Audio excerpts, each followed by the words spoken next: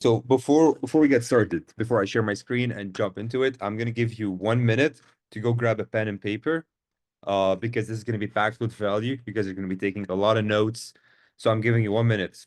Go look around you, try to grab a pen and paper. And if you're on your phone, try to move on your desktop. Just to have a clearer view. Um, I'm telling you, I'm gonna go a bit. There's gonna be a lot of value. So I'm giving you 1 minute. Grab a pen and paper, and I'll get started. In the meantime, I'll start sharing my screen. All right, so let's get started. So we're going to learn how to book an extra 10 to 20 meetings every month and close more deals using cold email. And a lot of you guys probably have a system set up, or if you don't, we will talk about this as well. So who is this call for? Just so you know, if you're not any of these, you can leave the call now. So if you're it's for sales reps, for founders, for agencies, SaaS companies, or any B2B business that needs qualified leads on it every single month. People who are tired, who people are running cold email campaigns and they're tired of low response rates and spam filters killing deliverability, and those looking to automate and scale cold email while keeping personalization high. So it's mostly B2B, but who this is not for, and this people who expect instant results without putting in any effort. It's like anything in life. Can't just expect to be fit without going to the gym and eating healthy. Same thing. It takes a bit of work, it takes a bit of knowledge. You need to learn the best practices and all that stuff. And it's not anyone looking for a copy and paste template. I'm gonna show you how we do things. I'm gonna show you a framework, but not a template. And you can just follow the framework that I'm about to show you. So there's no copy and paste template, but yes, I will show you a framework that you're gonna learn a lot from. And businesses targeting B2C. So this is mostly for B2B. So if you're running a B2C company, uh, I'm not saying it doesn't work. I've seen it work with B2C companies, but you need to have a high ticket to offer. So your offer needs to be at least like $1,000 plus for this to work for B2C. Um, all right. So before we get started, can you guys tell me in the chat what do you guys do? So I have an idea and give you some advice based on your business. So what do you guys do and who do you target? In one message, please. What's the difference between B2C and B2B? B2B is if you're selling a product or a service to any other business, and B2C if you're selling to a consumer. So outsource call center company. Nice offer. Yeah, that's nice. Cold traffic funnels for D2C e-com brands. Nice. Uh, Healthcare organizations a target, and we do healthcare recruitment. Nice. Recruitment does really well for cold email. Video marketing. I love video marketing for cold email. Public speakers. That's a very nice niche, Cam. I saw electronics invoicing for B2B. Electronic invoicing for B2B. Done for you, review management for small, medium businesses to help get more customers. Architect consultant providing professional services to other architects. Charles, as long as you're targeting architects, this should work. B2B IT solutions like business phone systems, internet security, merchant services, public relations. Martial arts studio. Paul, martial arts studio is more on the B2C side. Um, I mean, you could try cold email for this if you want to target like busy entrepreneurs and try to pitch them your martial arts studio, but uh, it's more of a B2C service. I target residential property managers. Nice. We have a SaaS for conversion rate optimization. That's great. If you have a case study, Louis, if you have a case study that should do really well, which we're going to get into it. Digital marketing agency, AI automation is now booming. AI automation is doing really well. Handmade custom rugs for interior designers. I've seen this work as well. Like not handmade custom rugs, but more handmade, not handmade, but luxury lamps and stuff for selling for interior designers. I've seen this work really well. Where do I get the email addresses for my potential prospects? From Let's.io. We're going to go through this in a second. We'll hang out for a bit and see if it may help. Okay, sounds good, Paul. I'm an investor. I want to cold email local real estate agents to buy and source. Awesome. Sounds good. All right, let's dive into it. All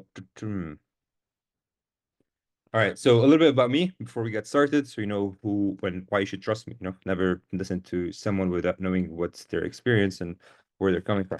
So I'm a lead gen strategist at Listkit.io. A lot of you guys might know what Listkit is or who Listkit is, and if you don't, I'll explain in a second what Listkit is. But I've sent more than 1 million cold emails in my life. I've had more than 1,000, actually it's more like 1,100 businesses. I've consulted them through Liskit. More than 1,100 business owners and B2B business owners, solve them craft a cold email strategy, help them with their scripts, lead lists, campaigns, offers, all that stuff. I have more than 5 years of experience in this industry, and I've booked hundreds, if not thousands, of appointments through this specific outreach method. Some stats campaigns, which I need to update. This was back in January. I have new ones in May, which are doing much better than this. I need to change the screenshot. I forgot, but this is 3 months ago. 2,900 emails sent, 58 positive replies. Sorry, 58 replies, which is 5.46% reply rate. 9 new leads from my pipeline. 8,100 emails sent. 83 replies, which is 2.80% reply rate, and 32.53% positive reply, which is 27 positive replies. So in 1 month, running only sending 11,000 emails, I was able to generate more than 35 leads from my pipeline. Um, a lot of people, a lot of B2B businesses certifying new leads, which change the trajectory of their business on a monthly basis. And I only sent 10,000 emails. And I'm going to show you how I did this, what was the structure, and how I'm constantly generating these results month over month. It wasn't a fluke. It wasn't just 1 month thing. Every month, month over month. And the more I increase my outreach, the more I increase my volume, the more leads I'm getting. And we're going to go over all of these strategies. Uh, all right, about Liskit.io. So Liskit is a database of over 626 million. I think we're now at 700 million. I didn't update this as well. We're now over 700 million contacts that you can target. So whoever you have in mind, whoever you want to work with and you want to target, Liskit is going to be able to build a list for and we'll be able to help you target these people. We can help you automate your cold email campaigns. And we have a sending tool that can automate the outreach so you don't have to I didn't manually send 10,000 emails a month. Everything was automated. We're going to go through how I automate this, how I land the inbox and not spam folder, how my script. I'll show you the table of content in 1 second. So Liskit is a top 100 software by G2. We've launched actually like less than 2 years ago, and we were able to make it a top 100 high satisfaction products and top 50 sales products in the world in less than 2 years.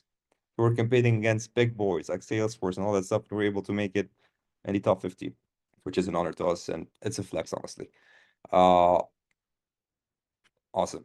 So, and one thing also, Liskit went from 0 to 1 million annual recurring revenue.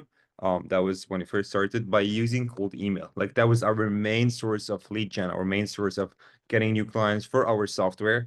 And I was a part of the cold email team when we first launched. As I said, I've been working with Liskit since we launched, and I was a part of the cold email team, and I've experienced this firsthand. I've experienced going from 0 to 1 million ARR. I've seen the campaigns, the scripts, the methods, the strategies, and everything. And I'm about to teach you everything here in this webinar. So that's why I said grab a pen and paper. This is going to be packed with value. Awesome. So if you don't believe me, you can listen to our clients. Like this is how the same system that I'm about to teach you is the same way Greg generated $48,000 in 2 weeks with Let's Get Cold Email Setup offer. I'm gonna teach you the strategies, how he's done it, what's the not the formula or formula/foundation of cold email and that he has used to generate these results. He booked 50 plus sales appointments and it was able to close $40,000 in 2 weeks only. Nick used cold email to generate 40 to 70 leads per month on autopilot. This works if you know how to do it. It works really well. And these are all videos, by the way, and they're all on our website. So if you want to watch how these people have generated these results, you can simply go to our website, watch the videos, and we'll explain. There's an interview with them. Awesome. How Guillermo booked 28 calls with cold email. He actually had more over potential commission of almost $1 million using only cold email. He's a business broker. The others are marketing agencies and recruitment companies. So whatever B2B business you're trying, whatever business you're trying to target, I see in the comments you guys are targeting lots of different industries. Whatever you guys are going after, this works. Whatever B2B business you guys are going after. All right, this is how our cold email infrastructure works.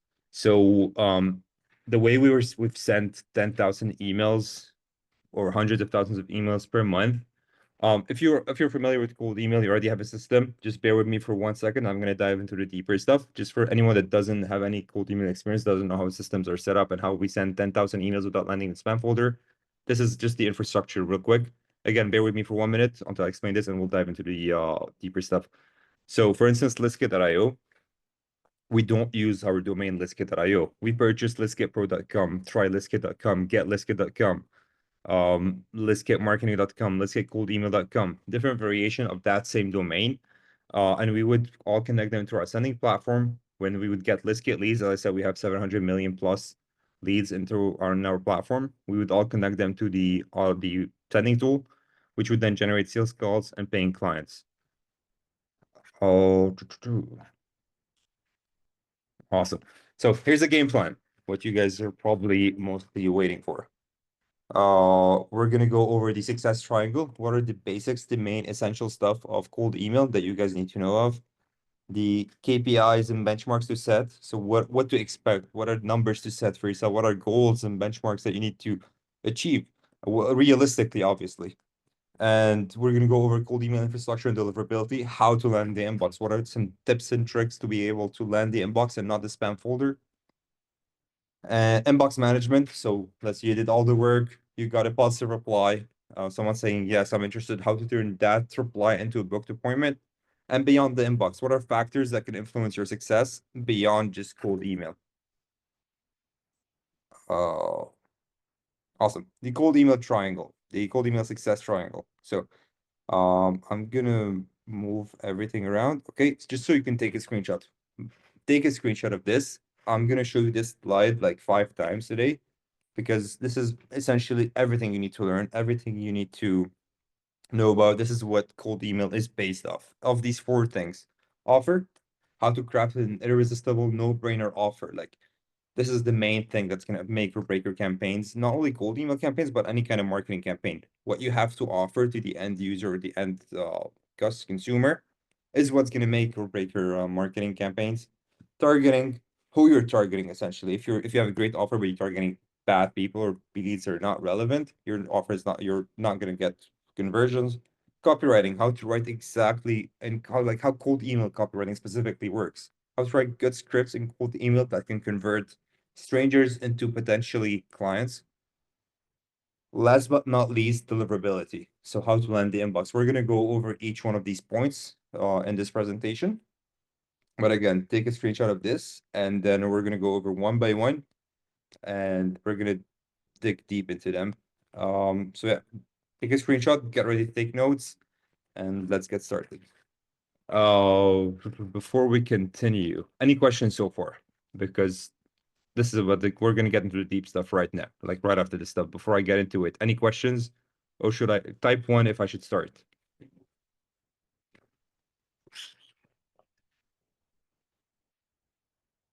Awesome. Awesome, awesome. Okay. So you help with the offer. I'm gonna go over how to craft a irresistible offer. What are the main components of crafting a irresistible offer? Oh, all right. So offer building. There are 3 main components of building a good offer that would convince people, that convinces people of saying like wanting to work with you. So, um, cold email is not inbound marketing. It's not people coming to you. So you're going after them. There's a slightly different way of formulating an offer since you're going after people. And these are the main 3 components. So the first one is results focused proposition. So you don't sell a service, you sell a clear, compelling result.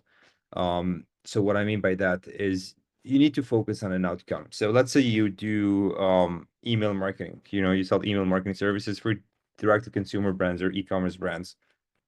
And if you send an email, a cold email to your ideal client, and you write in the email, I am a email marketer, I can help you with email marketing, no one's going to reply to you.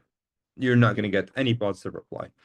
But if you say, I can help you generate 50 leads, or I can help you double your revenue, or I can help you increase your conversions, I can help you raise X amount of capital. If you need to put a number to your offer, this is what results focused proposition essentially means. In other words, put a number to your offer. Don't just say like it shouldn't be words, it should be numbers. So let's say, as I said, like you do email marketing services, you say we help generate 50 plus qualified leads per month. And then you can say through our email marketing service or through our email marketing system. Well, the main component that you're selling, the main thing you're selling is not email marketing. This is a service. It's good, it's cool. You know how to run email marketing campaigns, but that's not what prospects care about. They care about results. They care about the end result. So you don't say we help provide email marketing services. We say we provide 50 plus qualified leads. So always put a number. So whatever service you do, it has to either make them money, save them money, or save them time. These are the three main things that people purchase through mostly B2B services I'm talking. If you're selling to another business, these are three things that they care about mostly. So try to put a number. I'm pretty sure 99% of your B2B services or products can have a number linked to them. They either make the business money, save them money because they're probably paying for something else that's expensive, and then your offer is cheaper than the cheaper alternative, and you're telling them how much they can save. If you're a marketing agency, you should tell them how much you can make them money or how many leads you can generate for them. If you're a loan officer, you help them raise capital, you tell them how much capital you can help them raise and what could that look like for them. So that's the main thing. Try to like think of putting a number to your service essentially. The second thing is proof and case studies. So you did tell them like I can get you 50 qualified leads per month. Let's say I can help you raise $100,000. I can help you save $50,000. I can help you. You did put a number to your service. As I said, your service is not your offer. It's a small component of your offer, but which is not important. What's important is the end result that you can help them achieve. So you've pitched them this number, whatever number you can come up with. Ideally, you don't want to come up with for yourself. You just want to see based on your current clients current results that you've got an accurate or almost accurate number that you can pitch them. But then it needs to be backed by proven case studies. So if you have to have done this before, like you can help them generate 50 qualified leads, you need to have like backup proof and case studies to showcase the business. Like it's not you're not just stock. You're not just someone who came up with a number, random number, just threw in an email and an inflated number. You have actual proof that you've done it before. And if you have not, if you don't have any proof or case studies, or you've just got started, or for whatever reason you didn't collect any case studies yet in your business, I'm gonna go through a different strategy. I'm gonna tell you or share some advice for you guys. So don't worry. If you don't have proof of case studies, it's not the end of the world. There are other strategies you can, other offer formulation strategies that you can use. So again, you pitch them a quantifiable offer. You got them proven case study to back up your offer. Third thing would be to have a risk removal. So you tell them, hey, I can get you 50 leads. I just got this. I just did this for your neighbor or for a business similar to you in Los Angeles or whatever. Like let's say you're pitching this to roofers. You said, I can get you 50 leads a month. And we recently did this for XYZ roofer in California, and we can do the same for you. But this is not enough. There needs to be a risk removal for them to say yes. So the risk removal usually is a guarantee. If I don't get you the 50 leads, I'll refund you your money or I'll work for free. There needs to have either guarantee or paper performance. So I get you 50 leads and just pay me for every lead I get you. Or anything that can like guarantee the outcome. Any type of guarantee. But I know a lot of people hate guarantees and risk removals. I get you. But if you have a lot of case studies and proof, the more proven case studies you have, the less risk removal strategy you need. If you've done this 10 different times, you promise them 50 leads, or you promise them to raise 100K in capital, you promise them to save $50,000 a month, you promise them whatever, and you've done this 10 times, 20 times, 50 times, the more you've done this, the less risk removal strategy you need. The less you've done it, you have a claim, but you don't have a lot of proof and case study to prove that you can actually deliver these results, the more risk remover strategy you need. If you've never done, you promise them 50 call, you can tell them, you can reach out to a business, tell them, hey, I can get you 50 leads a month because I'm the best at email marketing, but I've never done it before. They're not going to trust you. They're not going to give you their hard-earned money. But if you tell them, hey, I can get you 50 leads, I've done it maybe once, or even though you've never done it, tell them, hey, I'll try to get you 50 leads. This is a quantifiable outcome that you're promising, that you're offering them, but I'll get paid only per lead that I get you. Or I'll get, if I don't get you these 50 leads, I'll refund you the money. So again, there is a guarantee backing the results, but if you have proven case studies, you don't need as big of a risk removal strategy. Does that make sense? Let me know in the comments if you have any questions regarding offers. Makes perfect sense. Awesome. Thank you guys. Awesome, awesome, awesome. Okay.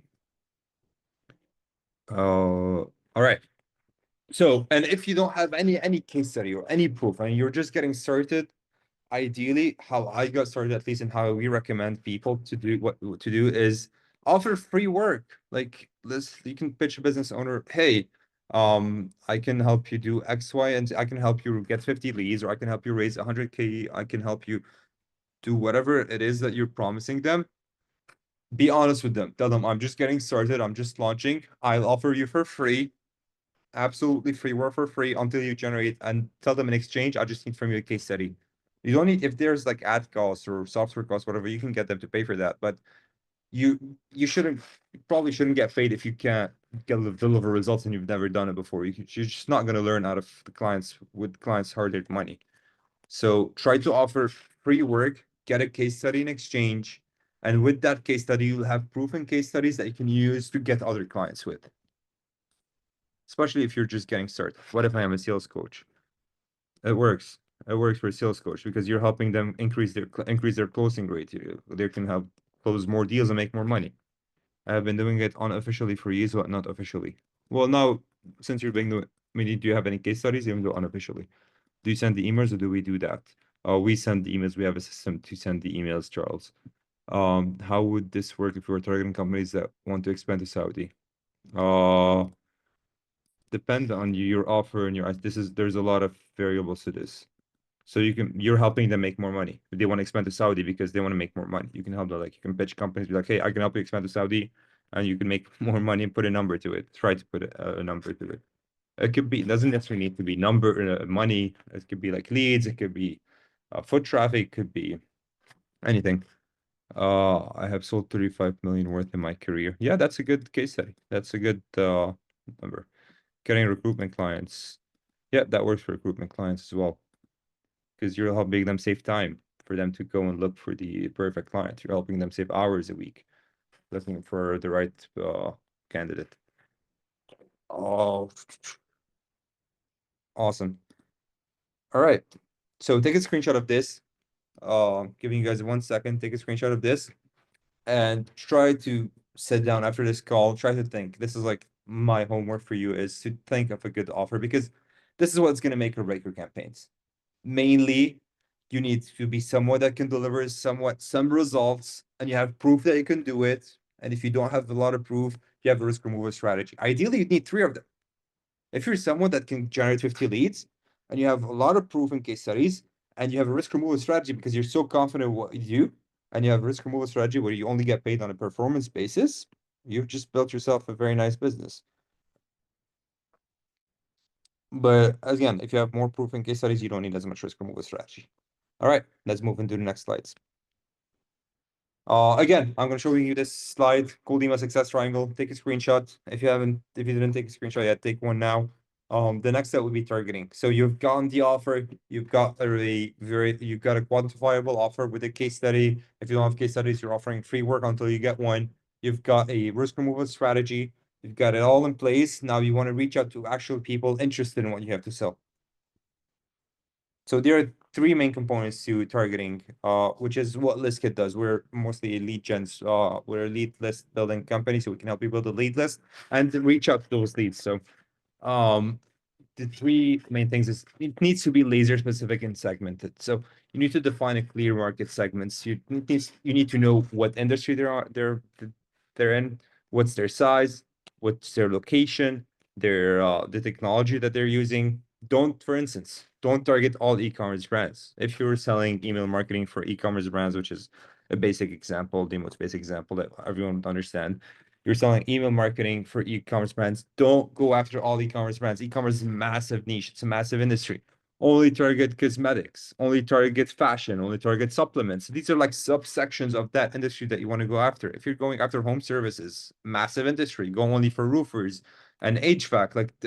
Go for, like, you can create different campaigns. I don't mean just base your business on roofers only. Build different campaigns, one for roofers, one for HVAC, one for painters, one for electricians. There's plenty of sub niches within every industry that you're going after, whether it's e-commerce, construction, real estate, insurance. There's a lot of sub niches that you can go after. Why I'm saying this, which it's going to make more sense in the next slides, we're going to go through copywriting and how to write copy for these people. Um, because your script will be more personalized. It will be more accurate. It will make more sense to them. Reaching out to a cosmetic brand owner, telling them, hey, I help cosmetic brands owner increase their revenue, or I help roofers generate leads. So they're going to be like, okay, this guy's talking to, or this girl is talking to me.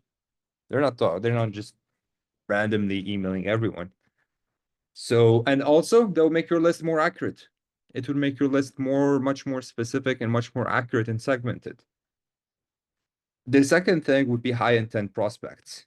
So now the development of AI and technology, you can target people based on what they're searching for online and what they're looking for online and what's their online activity like. So Listgit actually does offer this kind of data. So we can log into listgit.io, get a list of people searching for email marketing services, get a list for people looking for a loan or commercial banking or commercial credit or whatever it is that you're selling. You're selling to architects, you can probably get a list of people looking for architects consulting services. Whatever it is that you're selling, you'll probably be able, if you're company moving to Saudi, probably will be a tougher intent to find. But you can probably find companies looking to relocate, or broaden up, or open up new branches. Or you can simply go for companies looking to raise capital. It means they're looking to grow, and you can pitch them a growth opportunity, essentially. Just like it doesn't necessarily need to be the service that you're selling. It needs to target based on their psychology and what they're actually wanting to do and their goals. If they're looking to raise capital, it means they're looking to grow, which means and you can give them a good growth opportunity. Does that make sense? Reverse engineer. The third point would be reverse engineer your best clients. So look at your current list of clients.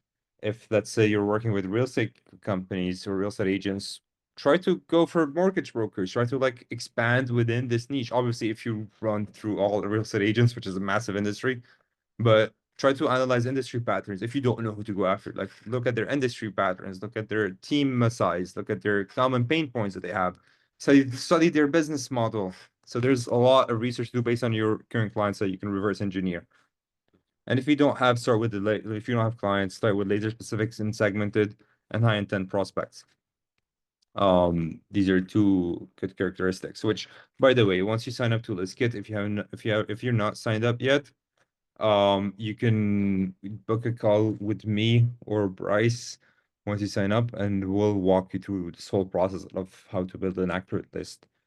I recognize a few guys here in the comments that we've met with. So yeah. Um, awesome. Any questions regarding targeting? Ready to sign up this week? Welcome in, John. Happy to have you on board. Any questions, guys? I'm looking at the chat right now.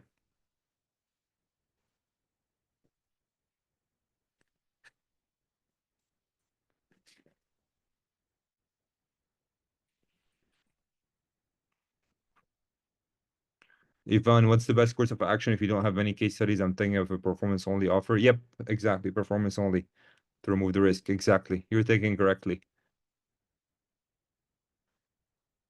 If you say you will get 50 qualified leads in your sales email and then only get 5, what happens then? So it depends on the deal that you strike with them on the sales call. So on the sales call, you're depending on what's the risk removal, what's the guarantee. If you're charging on a pay-per performance basis, you charge them for 5 leads. And if you tell them if it's a refund, or if you work for free until you get them for 50 leads, 50 qualified leads. So if the first month you get them 5 and you promise them 50, I know a lot of people that work for free until they get them 50 or at least 30. Try to make it realistic. So if you can only get 5, then and you shouldn't promise 50. Um uh and I will be ready. Just need to know cost, and I'll be ready to roll. All right, Lisa, I will send you my link in the chat, and you can book a call with me and I'll go over pricing with you, and if you have any questions, I'll answer them. Okay. All right. For review management, I don't know how to put a number on it. I can't guarantee a specific number of reviews or new customers because of the reviews. Also depends on how many customer email they can give. I mean, you can put a number on revenue growth because they're going to get more revenue because more people are going to trust them. Or do you drive traffic to online sales meet? Do you drive traffic or online sales meetings? No, sales meetings, not traffic to your website. No. Just what usually. Do your email drive to landing page? No, we usually no. It's mostly to generate sales calls. Where to search by intent? What do you mean? It's on Let's Go, we do offer this. How verified are the leads in terms of accurate email addresses? I have used different services where from search to validation, there's a 70 drop to it's a huge waste of time. So Let's Get as a triple verification process. It's one of the lowest bounce rates in the industry. It's one of the best verification process. I've seen it in my own eyes, the way that it's built, it's crazy. It's so good. Um, if I have a link to my website on the email to schedule a call, does that work? No, which will, I mean, you can do it, but we don't recommend it, which I'll get into the slide later on, and the deliverability aspects. Ivan, appreciate you, and appreciate your support. All right, so let's get into the third slide, copywriting. So one of the most asked for people that one of the I know people a lot of people love this. So you've got your offer, you've got a number that you've put to it, you've got a risk proposal or case studies or both, and you've got a good lead list, and very segmented. So again, you're not going after e-commerce, you're going after cosmetics and fashion. You're not going after home services, you're going after roofers and HVAC. You're not going after like broad industries. You just narrow it down and understanding a good you reverse engineer your current clients. You've decided on exactly what you want, like what's the puzzle or the formula. Now the third step would be to write a good copy. You've got everything in place. Now it's just about writing good copy that's gonna make them want to say yes to you. Let's get into it. So copywriting essentially is just the way I see this is copywriting is just the offer, but in words. You're just wording your offer, essentially, which it will make more sense once we go through this section. All right. So there's 5 key parts for copywriting. The first one, which is the subject line, which is, we all know at the top, the subject line, the opener, which is the first section of the email, the body, which will be the pitch, the middle of the email, and call to action, which is what will be the next step. What should they do? What should they answer? And then follow up. So you've done the first email and you need to follow up with them. So 2 main things about cold email copywriting. The first one is keep it under 70 words because prospects don't have time to read long emails. So get to the point very fast and aim for 50 to 70 words max. I usually do 50 even, not only 70. 50 because put yourself in their shoes. If you received an email very long and explaining about, so you're probably not going to read it. You're just going to skip it. If it was a clear email, straight to the point, very short, and I'll show you how to get your point and get your message with the shortest amount of words. We're going to go through this. And the second point will be use you more than we. So make it more about them, not about you. So for every one time you say I or we, you need to say you at least 5 times. So don't say we are the best in the industry. We've been in business since 1990. We've been doing this. We have won this award. No, prospects don't care about this. They care about themselves. So you can see how you can help them, how I can help you. This is what you need to be thinking about. All right, let's do the subject line, which will be the first point here. Awesome. Subject lines. So mainly don't overthink it. Like it's not a marketing headline. I know if you've read any marketing book, they tell you like the headline is the most important thing in the whole copy. Focus on the headline, have a clear, compelling headline. This is not it. Subject lines in cold email are not marketing headlines. The main goal of subject lines is just to get them to click on your email and open it up. That is the main goal. It's not to sell them because if it seems salesy, they're not going to open it. They're gonna be like, just another marketing email. So many people overestimate the importance of subject lines in cold email. They do matter, but they're not a marketing headline. Again, you're not trying to sell anything here. So your goal is simple: get the emails open without raising any red flags, as I just said. So these are the main 4 key points. Keep it short. 4 words, 6 words, probably not 6 words, like probably even 4 words max. Very short, straight to the point. Make it feel like an internal email. So this is one of my favorite things is my favorite tactics is it has to feel like it's from a client or a coworker that sent them this email. One of the most cold emails that I open, I just think it's a Liskit client that's emailing me. And out of curiosity, I'm like, who is this client? What does he want from me? And I click on it, like, oh, it's a cold email. And then I read it. And sometimes they get my interest, they get my attention, and I reply to them. Um, or it's a coworker. Like it's just like it has to feel something. And I'll show you some examples. It's gonna make more sense in a second. Use light personalization, so you can put in their first name, their company name, whatever you'd like. These are the two main things that we usually use: first name and company name, and avoid clickbait over salesy phrases. And it will make more sense once you see the examples. So here are some examples of high-performing subject lines. The famous quick question. So quick question, first name. If their prospect's name is John, like quick question, John. Thoughts, John. Question for John. Let's get Nike intro. So be your company, their company, your company, intro. Uh, their name, your name, intro. Question about company name. Increase conversions for company name, more sales calls for company name. So I these are all good ones. Again, they don't really matter. They're not as important. I just put whatever. I don't even test subject lines. Like I don't try to test different subject lines to see which one works best because it's irrelevant. It's not gonna get you somewhere. It's not gonna get you anywhere. Don't overthink. It shouldn't take you more than 2 minutes. So focus on the content of the email itself, but anything random here, not random, but just like something basic, something short, straight to the point. Use ChatGPT for some ideas. Don't overthink it. And then move to the next step, which is the opener, which is more important here. So the cold email opener, here are 5 points. Personalization is key. So make sure it's personalized. Ideally, you'd want to tell them how you found them and why you're reaching out. Or like at least how you found them. Make it about them. Don't say about we. Again, don't say I or we. I'm gonna repeat this point like 5 times. Don't say I am the best. I have done this. These are my accomplishment. I have been in business since whatever. I've won this award. They don't care. They care about themselves. They care about how you can help them generate the results that you've promised them because they struggle with this and they can't do it by themselves. They need your help and your expertise to help them reach the goal that you pitched them that you can help them reach. So keep it short and intriguing. So one sentence is enough. So avoid fluff and get straight to the point. Very short, very sweet. A couple words. I'm gonna show you examples by the way. So everything I'm explaining here, I will always show examples so it will make more sense. Sound natural and conversational. So write like a human, not like corporate robot. Don't just go to ChatGPT and copy and paste it because it needs to sound like it's from you. It needs to sound real. It needs to sound like you've wrote it. So no formal or salesy language. You can use ChatGPT for inspiration or any AI tool for inspiration, for some wording, for some correction, but try to come up with your own like idea of how you want to structure this and show how you found them. So reference how you came across their company, LinkedIn or website. No, which I'll show you in a second. So here are some example of openers. So you've done quick question. Quick question, John. I was searching for a trusted real estate agency in Miami and came across RE Miami. You seem like the go-to expert.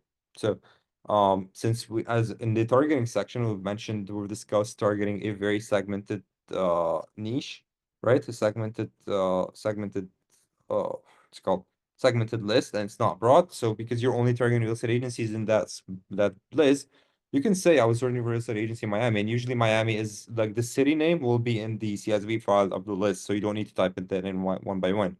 So this will be all custom fields here. So when your script, whatever city they're in, it's going to show their own city. So I was searching for a real estate agency in Los Angeles, in Miami, in Montreal, in Toronto, and came across RE Miami. So it'd be their company name. You seem like the go-to expert. A friend of mine was raving about ABC Cosmetics' newest lipstick. Had to check it out myself. So if you're, as again, you're not going after e-commerce brands, you're going after cosmetics, and you're opening up with a line about their products. Could be anything. Like if they're cosmetics, they're probably selling skincare or lipsticks or whatever, and you can mention this. A friend of mine was raving. This works really well, by the way. You'd be surprised. I've worked with a client that does target e-commerce, and we've gotten really good results just using this line. Um, Came across GDF marketing while looking for Google Ad solutions. So let's say you're targeting marketing agencies, you built a list, as I said, like a segmented list only for Google Ads agencies and not all marketing agencies. Um, you would say came across GDF marketing while looking for Google Ad solution because your list is only Google Ads. Really impressed by your case studies. It's just an opener to soften up the email before the pitch, before the offer that you have to give, which we're going to go through in a second. As the founder of a lawn care company, I bet you're always looking to make sure employees do a great landscaping job. Notice your keep player Christian software. Imagine you're looking for ways to book more product deals for a sales rep. Just some strategies, some ways. Copy and paste it throughout ChatGPT. Come with your own ideas. Let ChatGPT help you. And then structure it as you wish, depending on your target market. You can take a screenshot of this or write them down and use these are the best openers that I found, honestly, and they've been working really well for me. Do you use AI to create personalized subject lines and copywriting? I mean, I don't. You can use inspiration from AI for sure. It would help a lot, but you don't need to do a lot of AI personalization. That's just a waste of time. This is like more than enough personalization.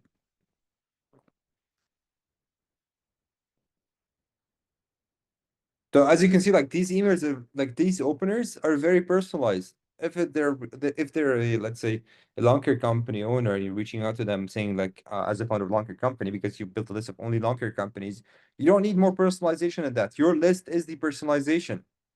You don't need to pay extra for like AI tools that are gonna like add personalization. Like just these custom fields are the personalization itself. All right, next step. So you've heard the subject line. Quick question, John. I was looking for a marketing for Google Ads agency in Miami and stumbled upon XYZ Marketing. Now the next point will be the pitch, which is the cold email body. So the goal here is to sell the reply. So it's not to explain everything you do. So just to get them slightly interested enough to respond to say, yes, I'm interested. That's all you need to do. Make it about them, focus on their pain points, their goals, their outcomes that they want, and not you and your company. Be clear and concise, keep it under 50 words, prospect only drawing emails. As you can see, I purposefully repeating myself here because these are very, very, very important points. I know I did add these 2 points earlier, and I'm going to repeat them again and again and again. Use a strong value proposition, show them what's in it for them and why they should care about themselves, not you. I'm focusing on this because this is a common thing that I've been seeing, a common mistake. Leverage social proof or risk minimization. So mention a case study, guarantee, or paper performance model. Again, this is all goes back to the offer. This is like you've came up with your offer as we discussed earlier, and this is just about pitching the offer that you came up with earlier, like in the offer section. So here's how you write the offer. So we help auto dealers. So you came up with the personalized the first line, the introduction, and now it's time for the body, the pitch. We help auto dealerships sell 20 more used cars per month without spending more on ads. You're a marketing agency that helps used car dealerships. You put a number to it. You're not just a marketing agency, you're someone that gets them results. You help them sell 20 more cars without spending more ads. Now they're interested, like I want to sell more, I want to get you more used cars. We can help you generate more organic sales by partnering you with 200 TikTok influencers each month to promote your product to their audiences, just like we recently did for Fashion Nova. You added your case study here, and there's a quantifier number, 200 TikTok influencers. That's a number each month, the timeline to promote your products. So as you can see, quantify a number and case study. We specialize in helping dentists acquire 20 new patients every month through our dental marketing accelerator system. Oh, this is something I learned from Alex Hormozy. Like, give your offer a name. It's not necessary, but it's cool to have. So if you're like if you specialize in dental marketing, you help dentists only. Give your system a name, like the dental marketing accelerator. Turn it into a productized service that can be used for all dentists. It will grab their attention. That'll be like, okay, this guy like or this girl knows like targets only dentists. This speaks to me. It's relevant to what are my pain points. So if, again, quantifiable number and a name to your offer. We've developed a landscapers marketing accelerator that helps landscapers bring in 30 to 50 new potential clients every month without relying on referrals or expensive ads. Like you can name a pain point that they usually have. They usually a lot of landscapers rely on referrals and they rely on paying Google ads and Facebook ads. And if you have developed a strategy to get them not to pay this stuff and not to rely on referrals, they would love to work with you if you can get them these 30 to 50 new potential clients. They would love to pay you money. Like all of these offers, if you know how to generate these type of results, people would love to pay you. You'd be their savior. So this is how you need to position yourself. You're the receiver if you actually can get them results. If you can't get them results, you shouldn't be working with them in the first place. This is what clients care about, results. Selling homes is competitive, but what if you could have 20 plus qualified buyers reaching out to you every month? Our system helps agents fill their pipeline with serious buyers without cold calling or chasing leads. You can add like again, like some pain points here. Without spending more on ads, without cold calling or chasing leads, without relying on referrals. Some pain points can be added, not necessary, but it could be added. Focus more so on quantifiable numbers. As you can see, all of them have quantifiable numbers, case studies, and risk reversal strategies, which I'll show you a full script in a second. A copy presentation would be great. What do you mean? Call to action. So you've done everything. You've done your intro. You've done the body. Now it's time to call to action at the end. The main goal is to sell the reply. So you want people just to say yes. So you need to sell them to get actually click on the reply button on their email and reply to you. So you need to give a clear direction, so you don't need to like be thinking like, what should I do next? And keep it conversational, so avoid salesy language. Don't say like free, whatever, like I'll offer you this, just reply. Like, no, try to keep it conversational. Ideally, what I like to do is just a reply to get them to say yes. I don't need to book a call right now. I don't need them to say yes to a call. I don't need them to say yes to anything. I just need them to say the word yes. Actually, I need them to say yes to anything. Sorry. The word yes, like open to discussing this further. Yes. That's all you need to say is yes. The reply, click on the reply button, say yes, and I will go through the inbox management section at the end to show you how to turn a yes into a appointment. Mind if I share my info? That's a call to action. It's a yes answer. Some examples. Mind if I share more info? All they need to say is yes. Would you be open for a quick chat? Yes. Can I send over more details? Yes. Would that be something can benefit company you can benefit from? Yes. Can I share a quick case study on how we helped similar company? Yeah. I recorded a quick video. Can I share with you? Yes. So as you can see, like you'd want to make them just say yes and then turn this yes into an appointment, essentially. This is like the main thing for when it comes to cold email. You don't want to sound salesy. You don't want to say in your first email, hey, are you free tomorrow at 3 p.m. or let's jump on a call. I like ideally because that's gonna turn them off. And they're like, oh, who's this person reaching out to me? I don't want to like jump on a call with a random stranger yet. But once they say yes, you break the ice and then you take over and then do some good inbox management, which again we're gonna go through in a second, how to turn a yes into an appointment, which is the second part of the whole process. Awesome. All right. Any question before we go to the follow-ups? This is the main emails. We're gonna go through follow-ups, how to write a good follow-up sequence, and then we'll go through inbox management and deliverability. All right, let's go through follow-ups. We're running out of time here. Follow-ups. So the three main things: persistent win deals. So most of your responses will come from follow-ups. So not the first email. So usually I limit the outreach to 3 emails. So there's the main email, and then there's second email and third email. So it's a 3-step sequence. Uh, so it's persistent enough, but not spammy. That's what I found.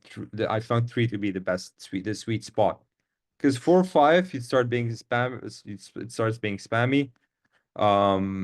How often do you wait between emails? I'm gonna get to your question in a second, John. More than 4 becomes being spammy, and also it could cause deliverability issues, so you start landing a spam folder. Less than that is too little to start getting to actually like get their attention. So the second thing is rephrase, don't repeat. So each follow-up should be rephrased of the main version of the email. So we're going to go through this in a second. I'm going to show you some examples. So you can keep the core message intact. So presenting in a fresh way. Just change the word, use a different hook, emphasize the key benefits. Again, same thing, just reword it, which I'll show you 3 different follow-up strategies that I use. And the third point, follow-up should be sent 3 to 4 days apart. So there's email 1, and then 3 to 4 days later, email 2, and 4 days later, email 3. So that's just give them enough space to not overwhelm them and just be too needy and to, and then just give them time to process and give them time. Maybe they're traveling, maybe they're busy. So let's just get 3 to 4 days the best. Um, so here are the three main follow-up strategies that I use. So value-added follow-up. So it's the same exact main email that you use with different reworded essentially. Uh, sorry, this is the rephrase your original. Value-added is you're adding more value. So offer additional resources to showcase your expertise. So you just add give them something extra. So you've added the first email, you get them to say yes, and then maybe they didn't say yes yet. So you want to like they saw your email and they didn't reply. So you want the second email to just have something added more, like give them something for free, give them something to taste what it's like to work with you, give them an ebook, give them not ebook, I don't like ebooks, give them free video. Can I shoot? Give them something that's just gonna be like that showcases your expertise. So break down your service, come up with like something you can give for let's get for instance, we used to give 50 free leads. They don't answer their first email, we'll push them the second email. Hey, can I send you over 50 free leads? They're like, oh, that's like value added more than the first email. Sure, I would love that.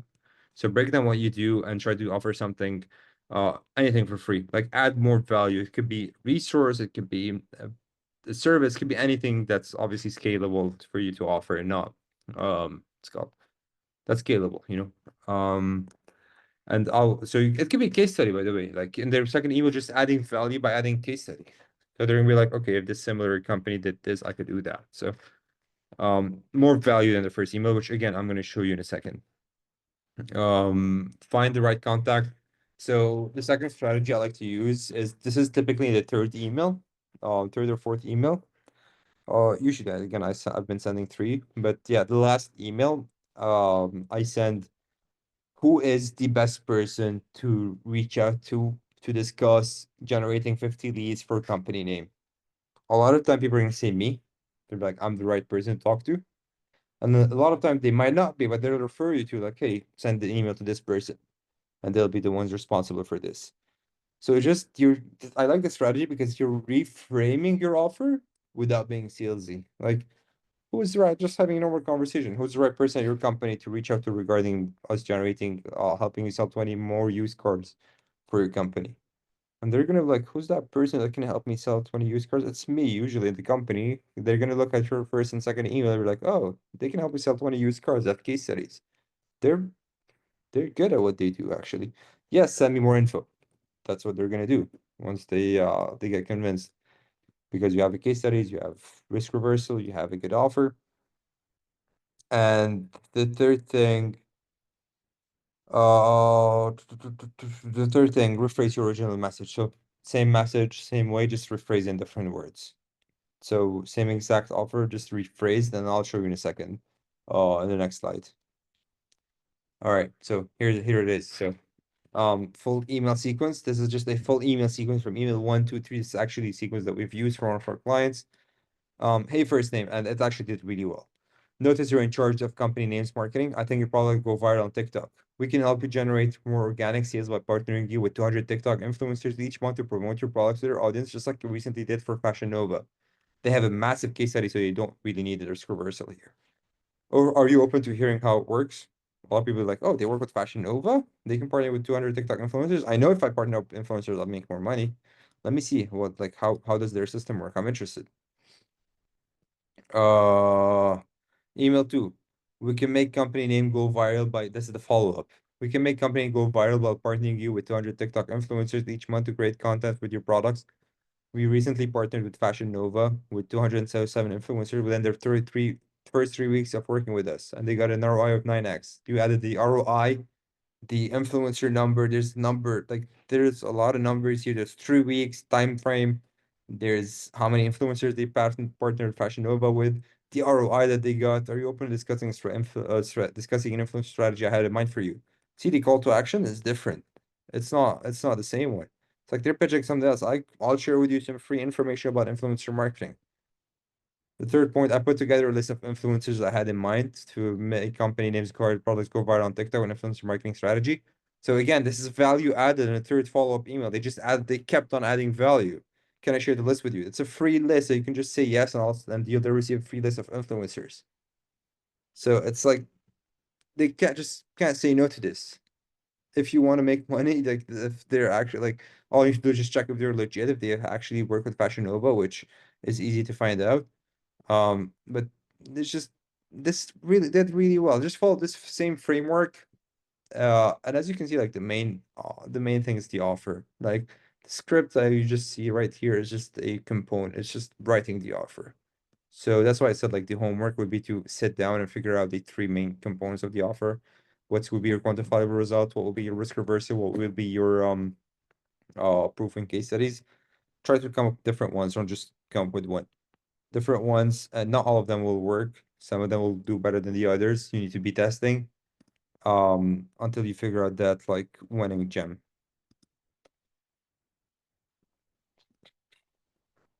Awesome. KPIs and benchmarks. Any questions so far, guys? By the way, before we move to the next step, we're going to discuss KPIs and benchmarks.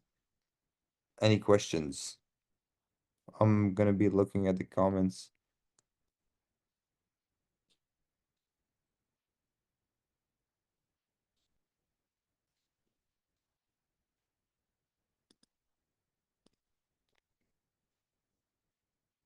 Did we cover deliverability? No, not yet. We're going to get to it right now.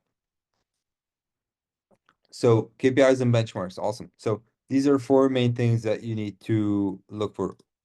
Oh, you guys have been asking me questions in the Q&A section. I've been missing these.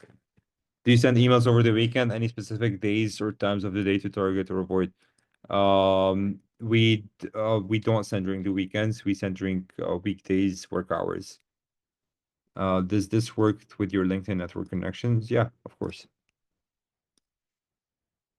Show three templates, no meeting setups. What do you mean?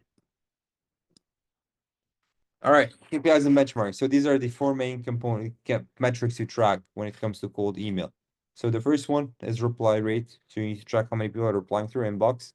Positive reply rate, how many people are replying positively saying, yes, I'm interested. Meeting booked rate, how many people actually booked a meeting. And email to book leads, to book the call, sorry. How many emails you're sending to book one call, which will make more sense in a second. All right, so here's the funnel, the cold email funnel. I'll explain the main metrics.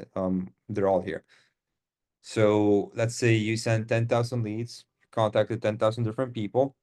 You got a 2% reply rate. So you got 200 replies out of these 10,000 people that you've contacted. 200 of them replied to you. So you got a 2% reply rate.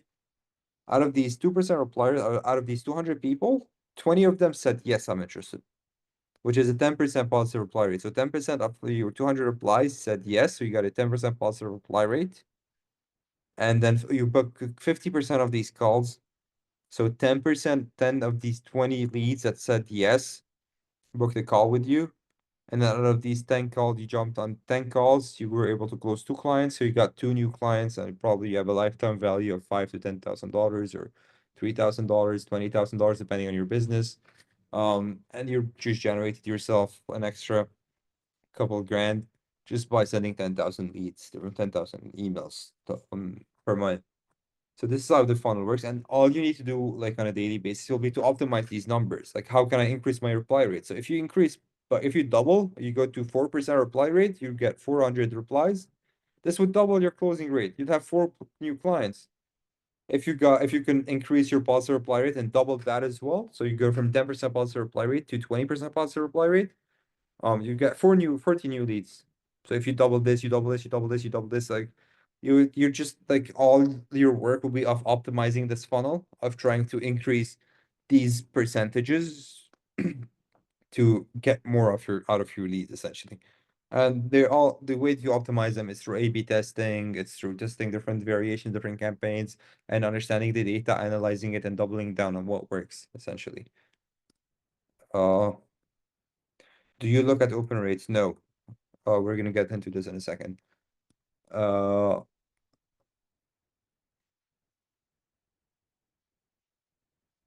oh, I did not see a template for setting up a meeting. I did not get your point. Charles, I think the goal is not to get an appointment set on these emails, but to get them to respond. After they respond, I believe you can get them trying to handle. Yes, exactly, Sean. So I'll explain this in a second. By the way, this is like the next slide. We're gonna go over this stuff. Do you enable open tracking? No, no, no, I don't track open rates. And I'll get to open rates in a second. Awesome. All right. Next slides. So again, we're back to the cold email success triangle. We're gonna go over deliverability, which is the last step. of this whole process, and then we'll go through inbox management, which would answer a lot of your questions.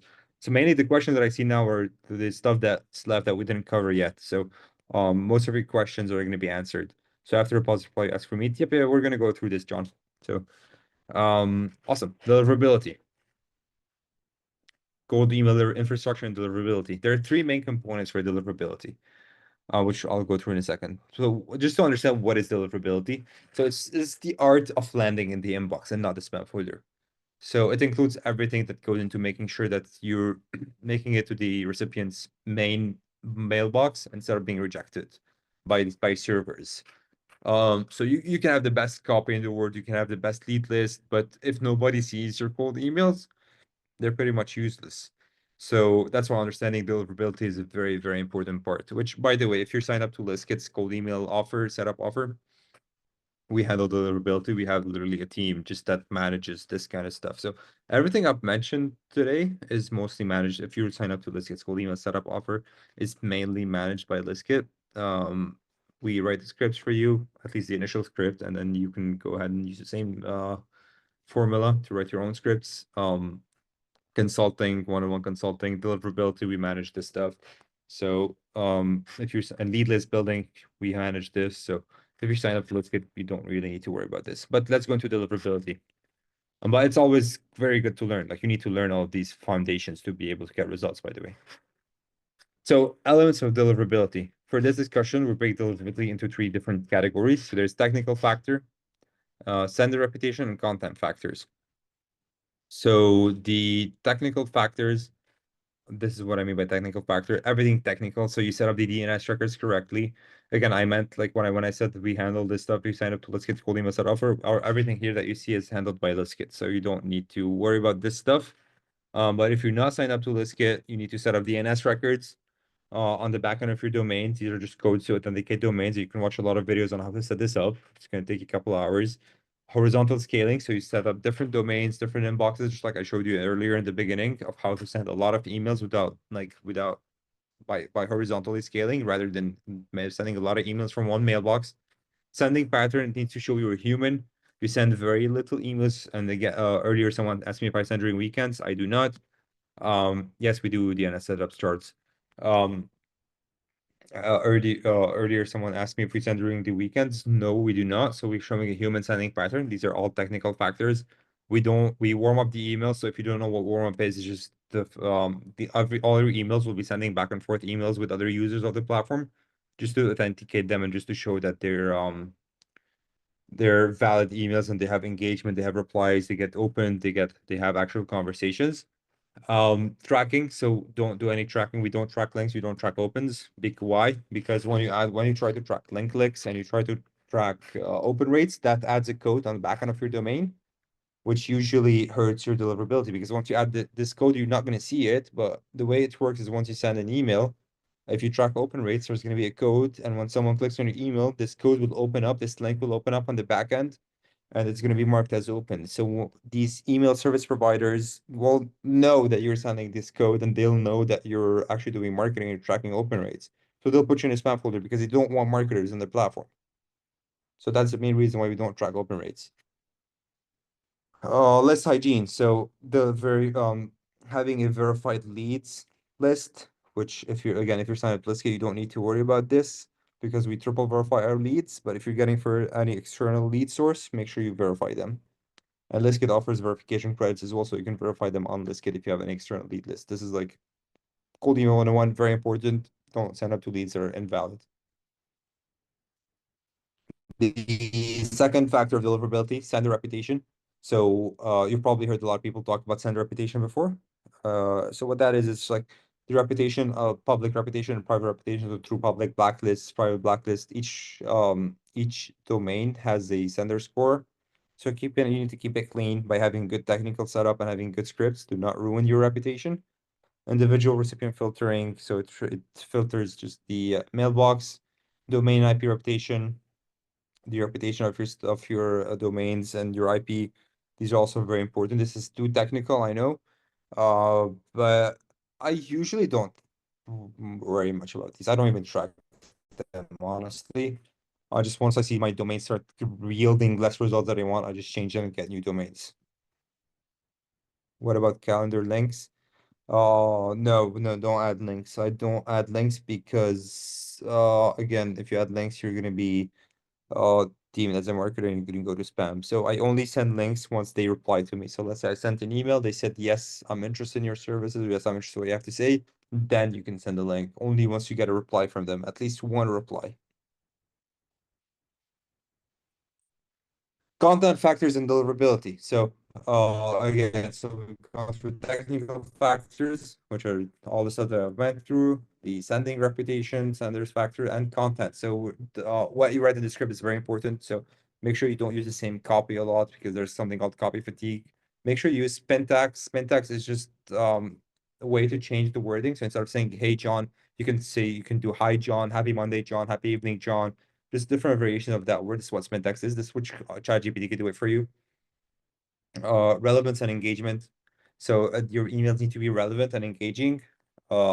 This stuff matters. So if you're sending irrelevant emails or offer that's not relevant, people are going to flag you. They're going to mark you as spam. You're going to start ruining your reputation, and so on and so forth. It's like a snowball effect. And you don't have links. You're not adding links. You're not tracking open rates, which is also very, very important. Uh, Awesome. So yeah, don't add links and don't track open rates to your emails. Yep, don't track links. Yes, Mariah, exactly. You're getting it correctly. Oh, awesome. Inbox management. That's gonna answer a lot of your questions. So a lot of people, I've seen this, a lot of people asking questions about this. Like, so you've done all the work, you've wrote the copy, you've gotten their inbox, you've got a good offer, you've the best copy ever, your best lead list, you got the yes, which is the dream. You got people saying, yes, I'm interested, which is exactly what we want. We want people to just say, yes, you've got it. How to turn that yes into an appointment? There are three main components. Reply as fast as possible. Like you get the yes, you need to be on it. You need to open your computer, open up your phone, whatever. Once you get the first, jump on it. Reply to them like, hey, thanks for getting back to me. Here are more information. Are you free tomorrow at 2 p.m. to discuss this more in details? So you reply to them fast, less than 10 to 15 minutes. Send them a request. So send them based on your timing. So if you're free tomorrow at 2 p.m., ask them, don't send them your link. Don't send them your calendar link. Ideally, you'd want the answer to be yes as well. Are you free tomorrow at 2 p.m.? You just need them to say yes. You don't want them to click on your link, look for a time. That's just going to track the whole process. Once they say yes, I'm free tomorrow at 2 p.m., send them a calendar invite yourself. Manually go and add them to your calendar. They said yes to the main email. You wrote your email. They said, yes, I'm interested. Get back to them within 10 to 15 minutes. Pitch them a time. Are you free tomorrow at 2 p.m. or Wednesday at 3 p.m.? Which one works best? Let me know and we'll make it work. And they were going to tell you tomorrow at 2 p.m. works. Um, what is the name of your company? Let's get uh 10 to 15 minutes set up manually. Do you send invites from your cal account or the secondary domain? Oh, main calendar account. Yeah, main account. Follow-up strategy. So the second point is you got back to them. You said, are you free tomorrow at 2 p.m.? A lot of people will not answer to you even after replying positively. You need to follow up with them. So re-engage them without being annoying. But these are like the leads that you should follow up with the most. So once someone says yes, how long do you wait to re-engage? 2 days. After 2 days, you said you send the first day and then and 2 days re-follow up and then and 4 days and 6 days, every 2 days you get back to them. Um, use a multi-channel approach. This is the third point is once you get someone saying yes, one of the things that really works well is calling them. So they say, yes, I'm interested. Look at their signature. There's going to be their number. If not, go to Listkit, get their phone number from Listkit, and then give them a call. Give them a call like, hey, you just got back to me, to my email. This is Francois. You just got back to me regarding X, Y, and Z. Just thought I'd give you a call and see if we can schedule something for tomorrow at 2 p.m. or if I can share more details right now on the call with you. So give them a call. Or LinkedIn invites. You go manually, put their name on LinkedIn and try to send them an invite, add them on LinkedIn, take the conversation to LinkedIn because they'll see your face, they'll see your profile, they'll see your content, they'll see you're an authority in the space. add them on LinkedIn, call them. So use a multi-channel approach once you get a yes by email. So don't just keep the conversation by email. Keep it by email, but also use multi-approach. I also once called a guy that replied yes after 1 month. I was like, you know what? I was going through my inbox. I was like, yeah, let me call this guy. Give him a call and turn it into an appointment. He was like, oh yeah, I remember your email. Let's jump on a call. So these are always good to call and send LinkedIn. So you need to be on it. Like you need to be very, very proactive. All right, we're almost done. So factors beyond cold emails. What are things that make or break your can make or break your results beyond cold email? I won't say break your results, but they're they add a lot. They're very important. They improve your results a lot. So the main one is having a landing page and VSL on your landing page. So having so when you send a cold email and someone is interested, they're probably gonna paste your domain or your name, and they're gonna check your LinkedIn, they're gonna check your website, they're gonna check your stuff. So they're either gonna check your landing page or your social media. So mostly YouTube or LinkedIn. So they're gonna put in your name on Google, on LinkedIn, or website. These are two main things. So once someone says yes to be able to get them into an appointment, if you have a good social presence and a good LinkedIn profile and a good landing page that they're going to go ahead and check, they're much more likely to say, yes, let's jump on a call because your landing page actually shows your value, shows you're someone that's trustworthy, and shows someone that's worthy of their time. People's like most valuable asset to their time. So you're trying to ask for something. So that's a big ask, asking for a call.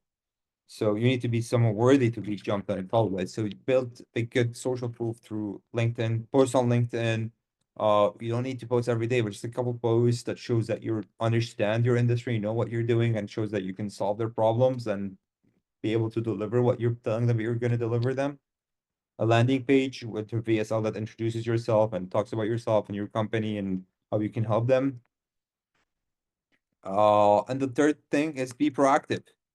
So keep on learning, keep on asking questions, keep on joining these webinars, keep on taking our courses.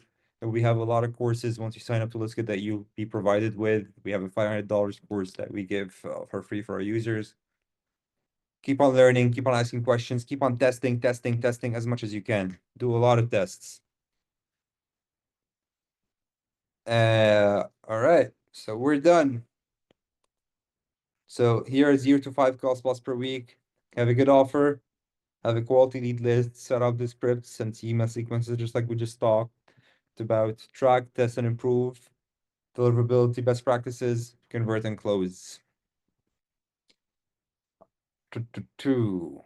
Let's get to the questions.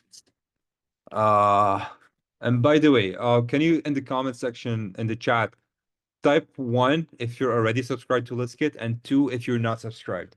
1 if you are already subscribed to Let's Get, 2 if you're not.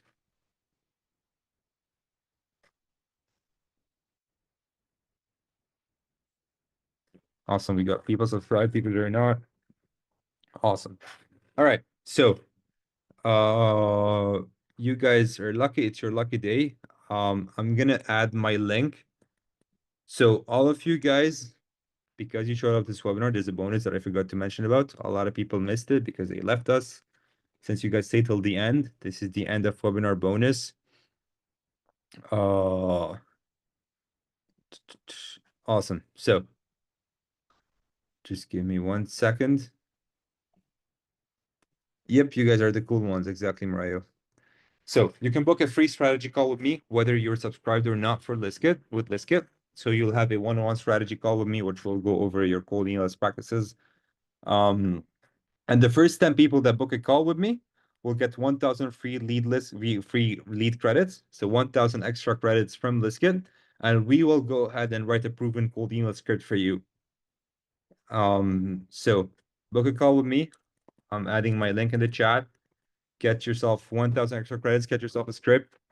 And if you're not subscribed to Let's Get, this all applies to you. Once you subscribe to Let's Get, you'll get extra 1,000 leads that you can reach out to an extra script. If you subscribe to whatever plan you're on. So whatever plan you're on, if you're not subscribed, you will receive 1,000 free credits and a cold email script. And if you're subscribed as well, you will also qualify to this. Can you do a voice video and voice notes in Liskit?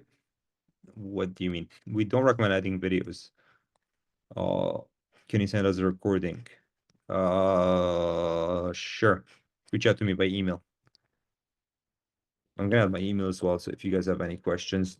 By the way, the first this bonus only applies for the first 10. So I'm gonna check my emails now and see. And this is my email. I just added my email, so show me an email and I'll send you the recording there. Again, this is all right. We got a couple people that booked a call. So let me see, let me see, let me see. Uh, Still sharing my screen.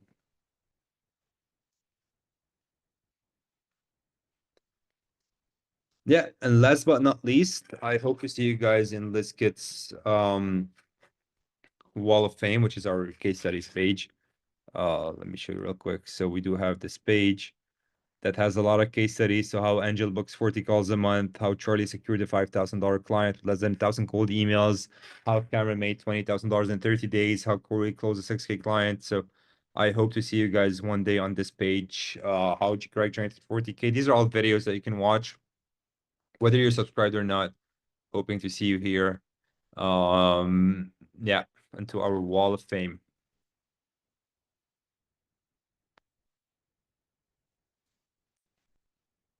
Signed up to chat. All right, I'm gonna add my link. So you have a couple more minutes. And by the way, if you have any questions in the meantime, make sure to ask them. I'm gonna stay on here for 9 more minutes to answer your questions. So yeah, now is your time to ask questions. Let me see if you guys, if we've got them. And the link is only for the first 10 that books a call, the bonus. So, do you recycle your leads? Yes. Do we recycle our leads? Yes, we do recycle our leads. So usually every 2, 3 months, is a good recycling period. So you send a lead list, you wait 2, 3 months, and you take that same lead list, remove people that said do not contact me or I'm not interested, remove people that said I'm interested as well. Only keep people that didn't reply. These people, take them, put them in another sequence, and yeah, so put them in another sequence, and yep. Change your offer, change your script, change the way you're positioning yourself. So if they didn't reply to the first campaign, don't use the same one. Recycle them with another script. Do you integrate with CRMs? We do have a native Zapier integration, so you can integrate Zapier with anything you'd like. Do you have a service that can set up the entire cold email infrastructure only? Yes, that's exactly what we do. We only set up cold email infrastructures. So Jay, book a call with me, and I'll walk you through this, and I'll also give you 1,000 extra credits once you sign up and a free extra script. I don't know for review management how much the revenue increases, so not sure how to give an actual number.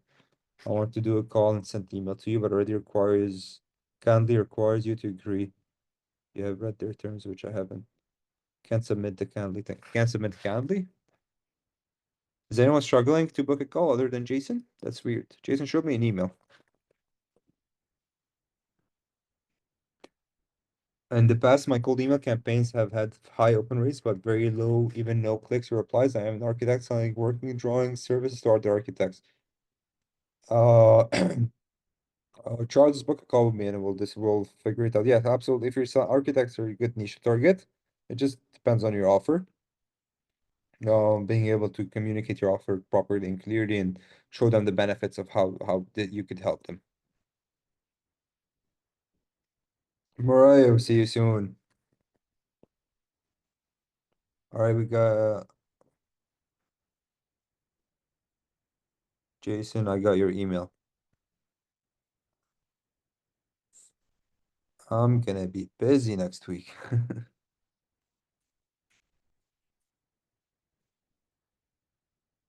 You guys are the cool people that say till the last, till the end. Good. Awesome, guys. Any feedback, by the way? This is like the fourth time I do this webinar, so any feedback to improve these webinars will be much appreciated. I managed to book the call through Calendly. Awesome, Johan. Great info. Thank you. My pleasure, Aaron. My pleasure, Chris. I think it's well structured. Thank you, Chris. All good. Thank you, Mark.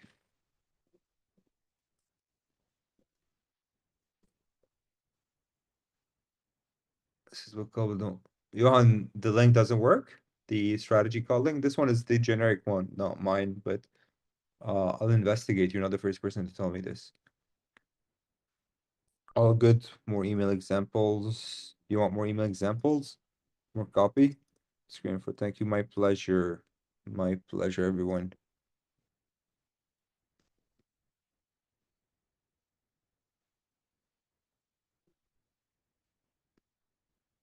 Was more informational and salesy, which is rare these days. Yeah. Yeah, well, we decided to do a different approach because first of all, Chris, the reason why it's not salesy because a lot of people that showed up these calls are our clients already, so there's nothing to sell them. They're already here. We just want them to get good results. And if you're not a client, once you see a company actually providing this much value upfront, you're much more likely to sign up. So this is our sales tactic, essentially. We provide so much value that you're like, okay, this like they know what they're doing. They have all of these clients, and their clients are getting these crushing it with results, and they're crushing it. And this is our sales tactic, not getting you and being too salesy and wasting your time and all that stuff. Yeah, I'm a client in my normal face. Awesome, Chris. Amazing. Amazing. Replay link. Yeah.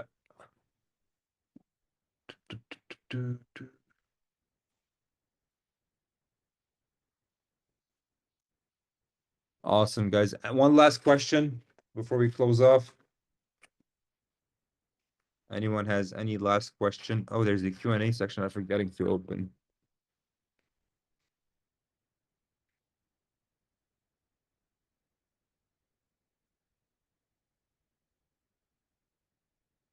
Yeah. Don't share this question. Your sofa is ruined with the wine glass toppled. Yeah. By the way, some people think this is a real background. This is like a fake one from Zoom. And this one has been here for a while. One thing I'd like to know. What's up, Chris? After register, what are realistic expectations for as close rate?